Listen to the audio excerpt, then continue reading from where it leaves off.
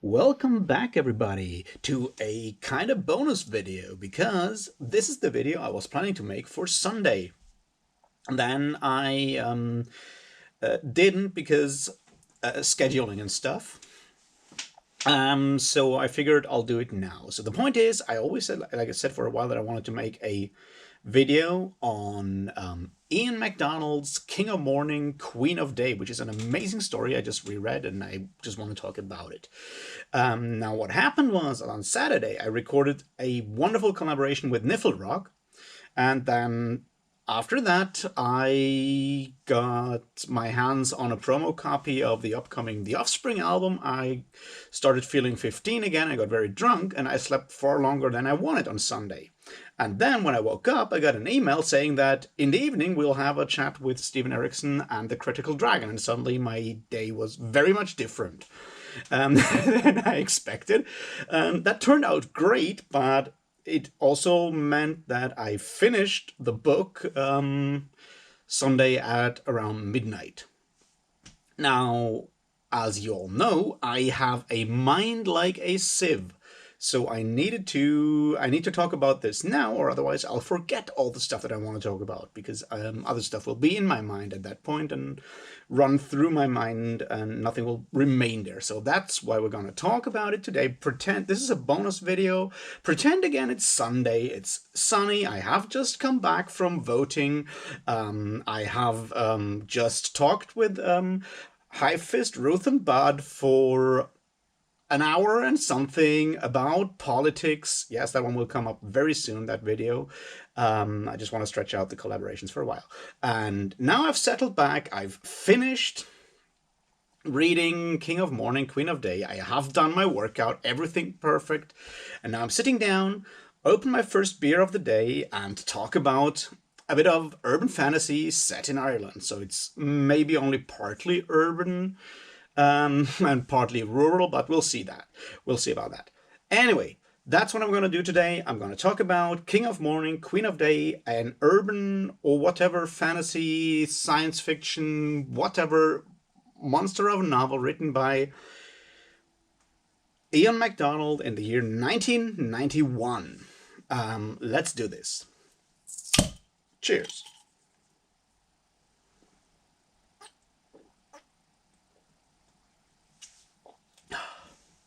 All right, so I have been a huge fan of Ian MacDonald's writing ever since I first read River of Gods, I think was the first one I read, and then I read The Dervish House, and I read Brazil, and I read more of his stuff, and I'm just a huge fan of most of his writing. But this one is one that I feel like from the more fantasy side of things that I'm currently talking more about than other stuff. This one posed a lot of interesting questions, especially since I've been thinking and talking about mythology and things like that as well. And so I reread it and I felt even more compelled to talk about it. And that is basically what I'm trying to do today.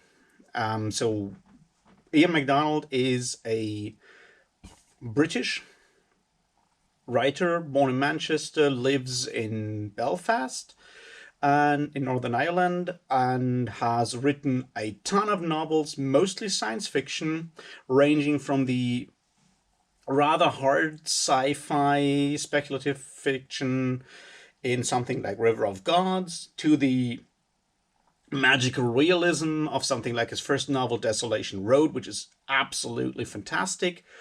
His recent releases are the Luna trilogy. I think it's a trilogy at this point. And in between that, he has done a lot of other stuff. His focus was usually, at least in a lot of stories, on emerging economies, at the time, emerging economies, places usually not always ignored by science fiction writers, especially as science fiction writers of a more classical Anglo-American background. So he's it was slightly ahead of the curve there when it came to looking at places like Africa, India, Turkey, Latin America, South America, that kind of place. as a very Western author in a way. So that's something that is in there as well. You find, themes of post-colonialism and post-colonial study. Like, he's under the influence of post-colonialism in a lot of ways there. And yeah, once again, he has had that focus in a lot of his stories. Not in all of them, but in a lot of them. He is also he's also a master of his craft in a lot of other ways. The way he manages to change his language, his writing language, and like the flow of his prose depending on what topic he's writing about is incredible, and something that's gonna be part of this talk today as well.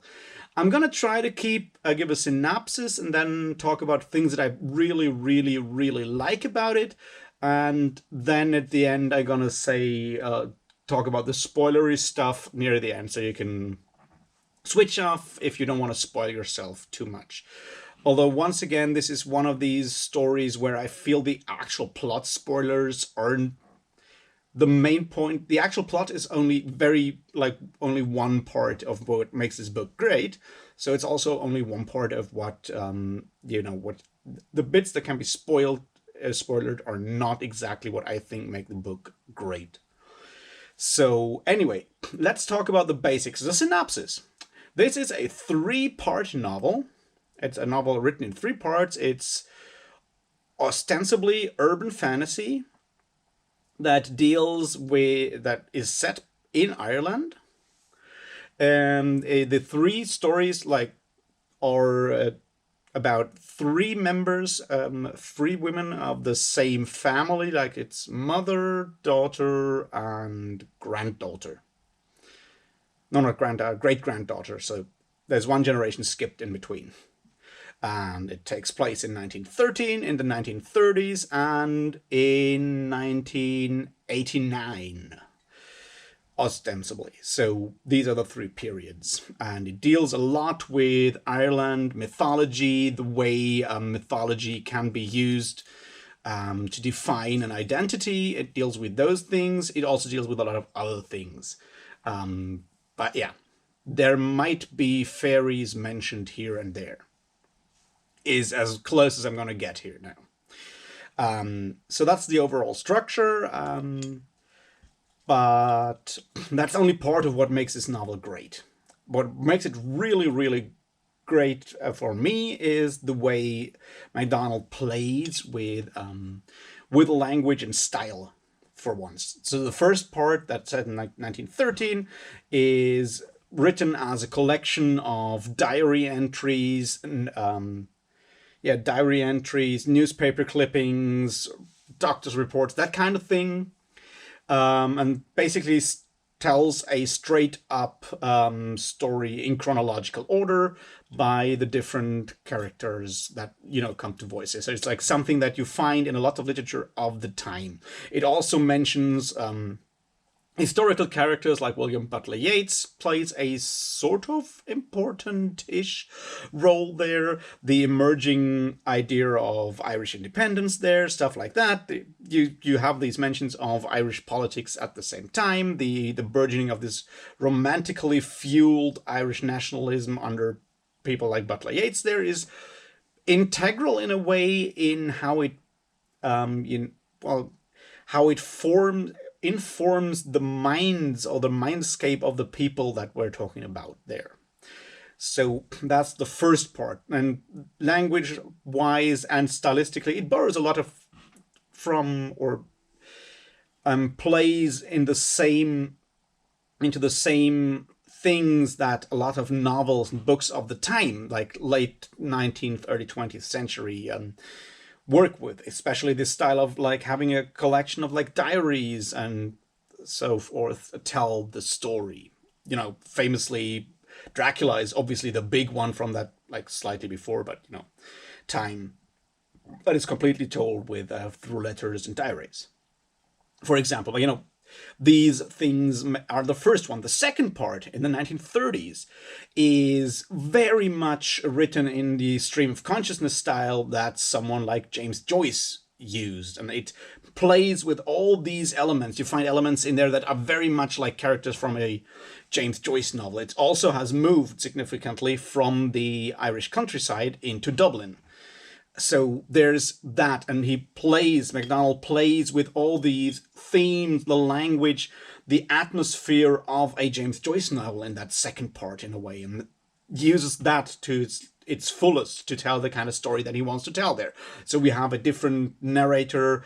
It's a third person narrator, but with a rather firm point of view, switching between one point of view, and the other one is once again like a diary entry or something. But a lot of that is written in this stream of consciousness style of the characters, of that one character, that main character in that second part. The third one now is takes place in the late 1980s. It's 1989, as I said, and it has a lot of these elements, linguistic elements, language stylistic elements that we find in late 80s cyberpunk novels. In your William Gibson, it also, I always feel that it has a lot of kind of parallels to Neil Stephenson's Snow Crash, although I always forget which one was released first, because there's also another novella that MacDonald wrote, the Scissors Cut Paper Wrap Stone, that also has an element that is very, very similar to another element in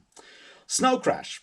But the one where we have here is the extensive use of Japanese sword fighting, which is a key element in, not a key element, but one of the aspects that you find in Snow Crash. Also, yeah, go read Snow Crash if you haven't. It's really fun. But this fast-paced, the focus on one character, fast-paced, dropping a lot of pop culture references, brand names, like this listing of brand names as symbols for a lot of other things is something that you find a lot with your cyberpunk novelists, because obviously cyberpunk has this critique of the hyper-capitalist 1980s in a lot of ways. It's this focus on brands, on brand names as signifiers and so forth. That's something that you find a lot in your cyberpunk stories. So you feel that in there as well, because obviously cyberpunk was a genre at the time that was very much born from the 1980s atmosphere already. So if you want to write about the 1980s in a slightly hyper-realistic, slightly science fiction-y way, it makes a lot of sense to take tropes and ideas from the cyberpunk genre, put them in there, and yes, put them in there to capture that audience, that atmosphere. And I like that for a bunch of reasons. The first one is that each of these three topics, these three parts of the novel, each of those three parts of the novel takes a very typical writing style and of the period that is taking place in, right? It takes one of those and uses them to tell its story, which grounds the individual parts of the novel in their respective times. There's also, because of the background, the mythological, magical, whatever you want to call it, background of the story, there's a very, very deep connection between art and magical and mythology, between art and magic and mythology, or the supernatural aspects of this, the fantastic aspect. There's a very tight connection between those two in all these, yes, in the novel in general. So choosing specific authors, specific artists or art styles that are vital or are very defining for these specific eras that the novel's parts are set in. And I don't want to say imitating them, but using them as an influence binds the theme and the story and the world building very, very tightly together in a way, right? That's something that I found find extremely well done there, especially since, you know, over time it also becomes more international, right? The things mentioned in the last part, in the 1989 part, are much more global, more globalist. There's a lot more like non-Irish influences in there, especially. I mean, cyberpunk is not a, it's a, yeah, as I said, cyberpunk is a genre that borrows heavily from the fascination with Japanese culture, for example, in both like those, if you look at those formative texts. I mean, there's also the Avengers stories that are set in like the Near East, but those, I feel, while they're really cool, are always have always been a bit like an oddball in the cyberpunk genre.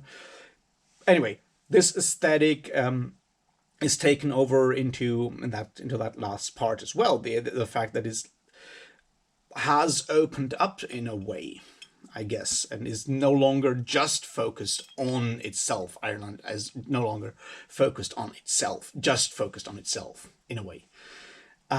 So that's an interesting part of it. The next part obviously is, and that's the part that I can't speak to because I'm absolutely not from there. I have no background in it whatsoever. But the way that that Irish identity always plays a role in these stories without ever being put front and center as the like romantic image of Ireland that is that is used nowadays in commercial, has been commercialized to death basically outside of Ireland. Obviously, the way that had like, even that is criticized within the novel at some point in the 1980s, when our main protagonist is working in advertising and is basically always creating weird advertising campaigns for Irish food products and whatever, and is always amping up this romanticism while criticizing it this at the same time. So the way that you see how an idea is basically turned from something that is used for independence into something that is then, you know, that is then used to basically keep the country in a way, or keep that place in a way in the past, or hold it fast in a way. Also, the way it is, those two are further and further diverging. That's, I guess, the other big part. There's like this idea that the mythology that is part of the identity at the beginning of the novel in the 1913s through someone like Yeats and his pseudo mythological, mystical, and national romantical poetry, it then diverges further and further into the 1980s, where it is almost a caricature of that, where the reality has moved into a very different direction in a way, I guess. The way that happens all the time and informs the narrative and informs the writing in general is, I feel, very well done, because it's most of it happens beneath the surface. You just realize when you realize at the time it's not like the main focus. It doesn't wear I don't know, it's very difficult to describe, but it's just done in a very subtle and therefore more powerful way, where I feel it feels more realistic than anything that is all about, I don't know, all these cliches, these Irish cliches that are not exactly, I don't know, maybe they're true, maybe they're not true, but I always feel that what is shown outside the image is very different from the reality, and this one seems to adhere closer to the reality, or so I feel. So that's a second part. The third part that is very well done is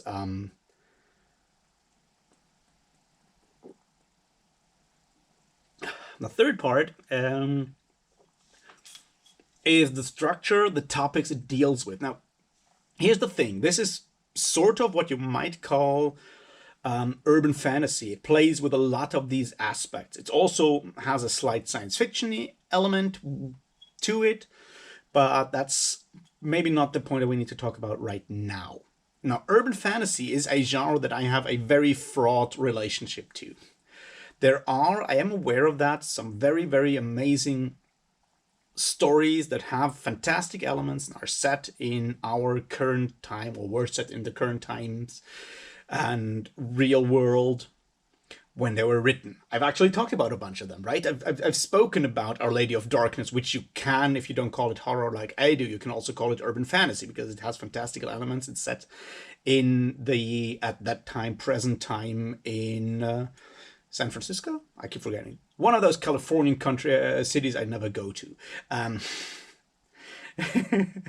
No, it's San Francisco. Also, in a way, Wilding Hall I spoke about recently. I mean, that's more, I would call it rural fantasy, because it's mostly takes place in that English country home, but it's once again a story that's set in the 1970s, early 1970s, and has maybe supernatural elements. So I'm aware there is that kind of thing. On the other hand, at least when I was first introduced to the term urban fantasy, it was mostly about, I would say, young adult, maybe YA. I don't want to even call it YA, but stories, usually series of mostly human women coming into a weird supernatural underground full of very strapping werewolves, vampires, and so forth. This is not to say that I'm talking about Twilight. I wouldn't call Twilight that, but after that whole thing broke loose, there's this long, I don't know, your Cassandra Clare or what have you stories. That's what was marketed as urban fantasy, and I absolutely despise it, because I'm obviously not the target audience for that. Now, what I find interesting here, though, is that this is a book from 1991, so it's ahead there, way ahead of that market in a way. It also has 3 female main protagonists, right? There's 3 women are the focus of this story, but it manages to actually, take them very seriously, in their specific situations, because this is also a story about emancipation. When you look at what the first character, the first one, Emily, does, and how the problems she struggles with, and you look at the second one, whose name I absolutely can't remember right now, because my mind is a sieve now. It's like 2 days later.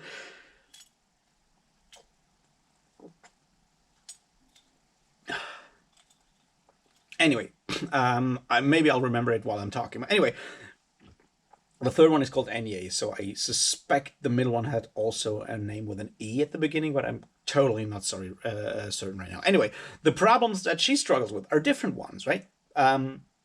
Whereas Enya is she's a fucking street samurai, and that's pretty fucking cool. I mean, yeah, someone who's a girl running around, a woman near the end of her 20s, running around Dublin in 1989, killing monsters with samurai swords, is absolutely kick-ass. Now, it would be totally unrealistic for a woman in 1930 something, as usually said. It must be 1932, I guess. 31, 32, sort of, when you look at it, at the hints. There's no dates given there. 1931, 32. A woman in 1931, 32 could not run around Dublin and kill fairies with, or monsters with samurai swords. That doesn't work. But she, of course, is, that character is already way more emancipated and fighting for independence. Like, all 3 of those characters are very, very independent-minded and struggling with the rules of society. But the way they, fight against them are very different from generation to generation. And that also is a very interesting part of, to me, very fascinating story, interesting part, because it takes the struggle, or the struggle of emancipation in the 20th century.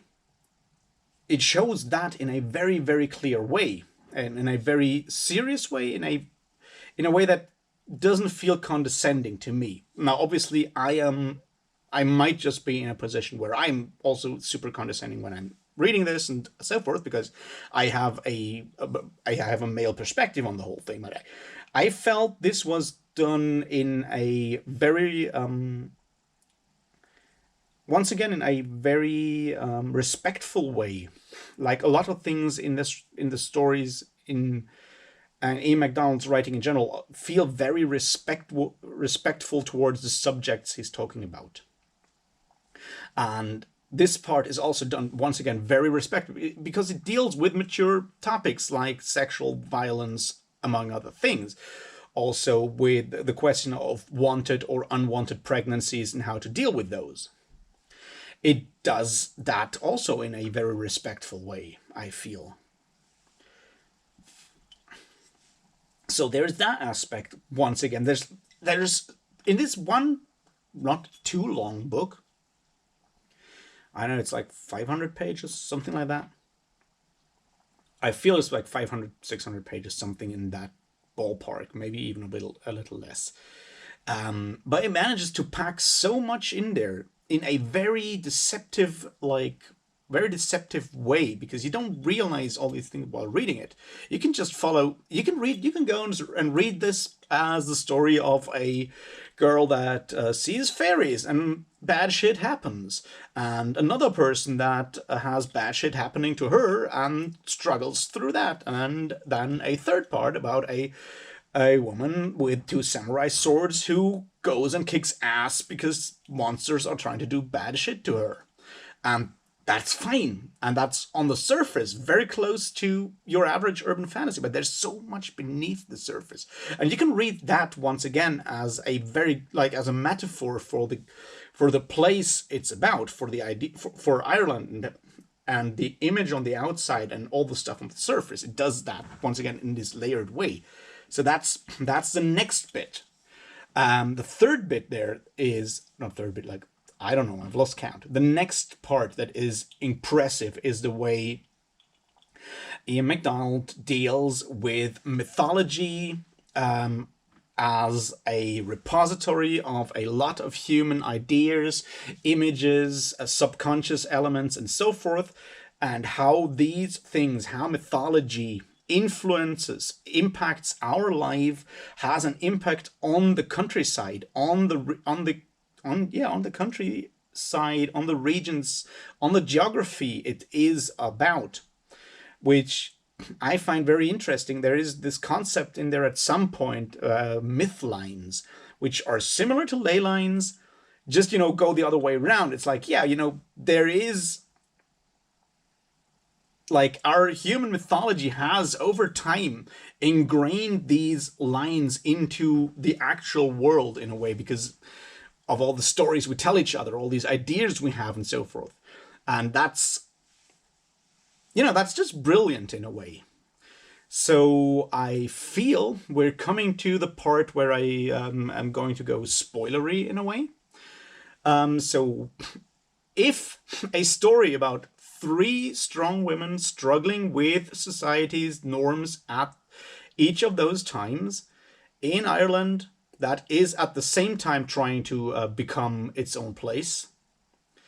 If that is something that appeals to you, written by someone who's a master of language, who manages to pay homage to the early 20th century novel, the James Joycean novel of the 1930s, and the cyberpunk novels of the 1980s in just one book. If that appeals to you, you should definitely go read that, because that's probably going to be one of the most fascinating urban fantasy books you'll ever going to read. I feel way too few people know about this one, and more people should. Now let's talk about the spoilers.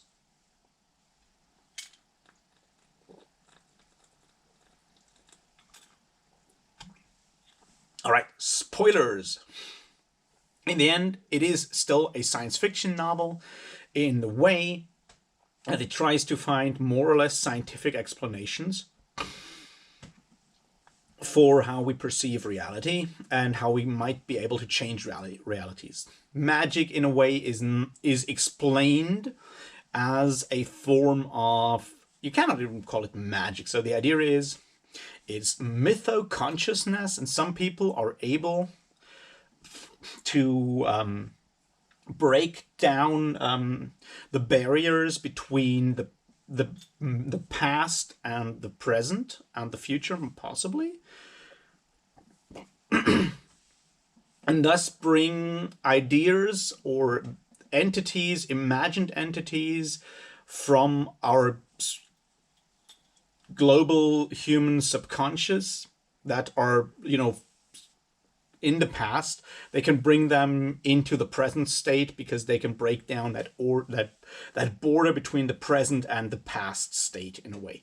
Now that sounds already rather interesting as a concept in itself. The next part is that you don't really, that you can't really always control the things you do there, obviously.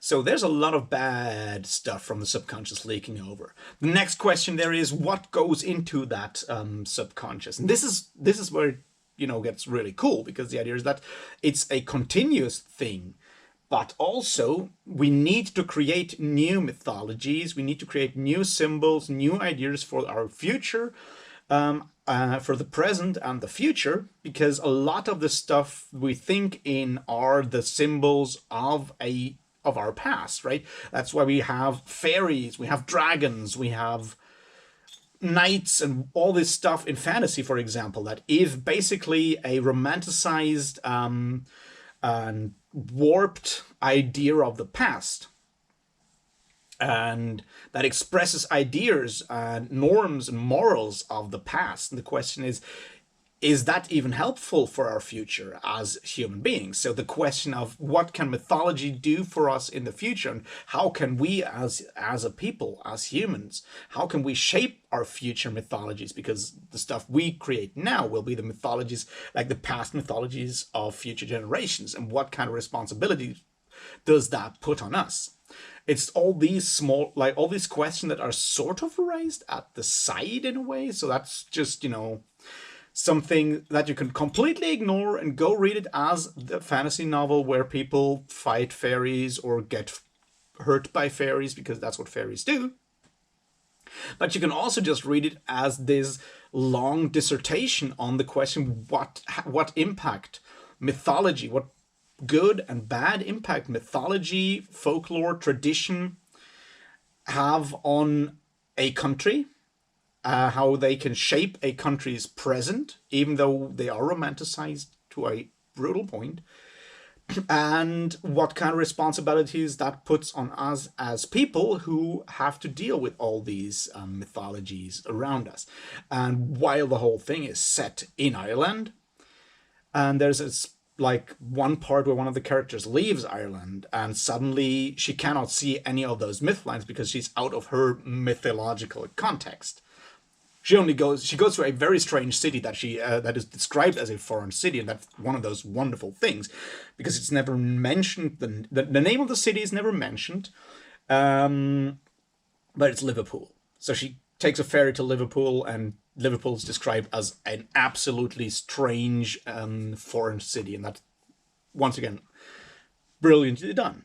But yeah, the point is, these problems with mythology, they exist basically for everyone, because we all are bound up. Every country's history is bound up in its mythologies. That's the kind of thing that happened in mostly the 19th century. Most of the 19th century, people started collecting folk tales, not because they wanted to keep folk tales alive or whatever, but mostly because they wanted to build a mythological mythological underpinning for their brand of nationalism. That's why Brothers Grimm collected German fairy tales. That's why your Elias Lönnrot went through half of Finland to collect stories to write the Kalevala, right?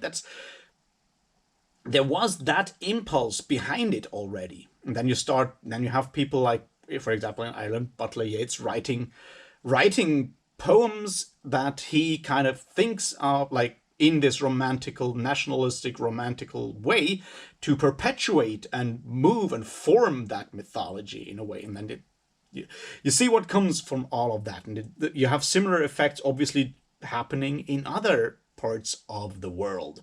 And it's that second layer, this like theoretical layer, that makes rereading the book so incredibly powerful for me. So that's the spoilery part that I felt should also be mentioned. I feel I've rambled enough about it. I can just, repeat, go read that book. More people should know about it.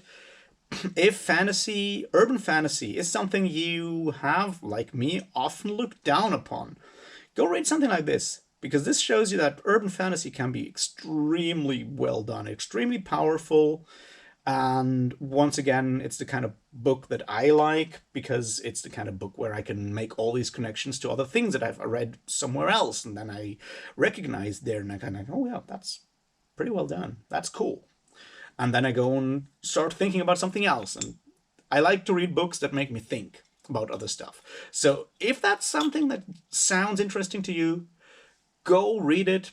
It's well worth it. And with that, I'll leave you for now. I'll talk to you later about the Malazan Book of the Fallen, because once again, this is Sunday's video, right? So feel Sunday again. This is Sunday evening. Sit back and now you're probably at work or something, so maybe don't do that. Anyway, I'll talk to you later. Until then, cheers.